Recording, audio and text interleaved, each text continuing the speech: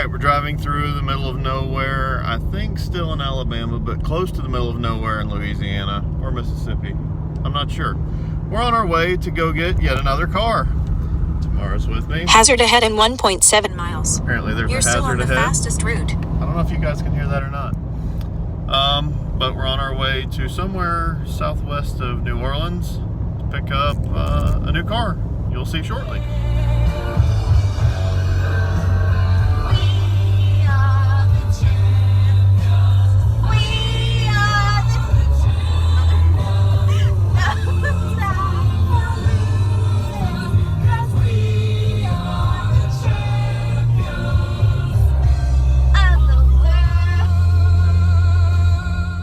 We're up and going. We decided to get a room at the Courtyard Marriott and be a little bougie this time. So that was good. Tamarah's still getting ready. Surprise. And I have made an epic failure. And all that I have brought with me is my steel toe boots. I forgot to pack my tennis shoes. So I look like a goob. That's pretty nifty.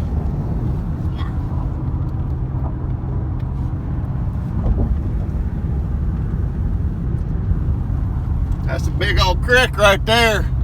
Stupid. All right.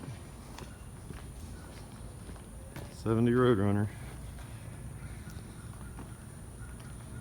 A lot of work to do.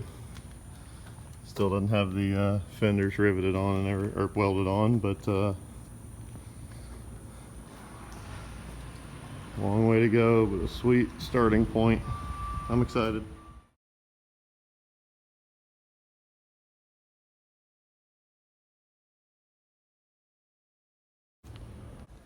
Loaded up. It's hot. Ready to go? We're in the truck, just loaded up. Got it bought. Car was originally for sale for $3,500. Ended up paying $1,750 for it. And I'll go over briefly kind of how I go about negotiating deals like that. So nobody likes to negotiate with somebody that's being a dick.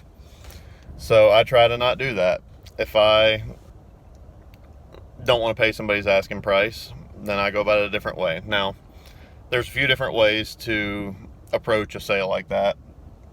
If the car was up for sale for what I ended up paying for it, I'm probably not going to try and negotiate with the guy, because if a car's for sale for that cheap, it's not going to last very long. So on something like that, if it's a deal too good to be true and it turns out that it is actually true, just pay the man what he wants, or the woman what they want.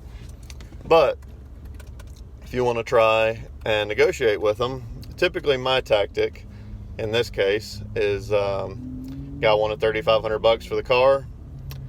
I messaged him. I said, look, just got rid of a project. I've got $2,500 to spend. You know, this is what I've got. If you're not interested, I totally understand, but I figured it was worth a shot. That way you come across a little bit more humble. Even though you're lowballing them, they don't take it so personally, like you don't think what they have is worth it. So that tactic worked out pretty well. And then we found some other little issues with the car upon further inspection, and negotiated down a little bit farther just to remedy those issues. So ended up getting the car for exactly half of what the original listing was for. Pretty happy with that. I say every time I buy one of these that I'm going to keep it and build it. I hope that that is true this time. So follow along and I'll probably build it. Or if somebody makes me an offer, I also might sell it. I'd also like to add that I budgeted an hour to load up, which is typically way less than what it actually takes. But thanks to the seller who had his stuff together, had his life in order. He was here on time. The car was out and ready to be loaded. How long did it take us, Tamarah? 35 minutes. 35 minutes. New track record.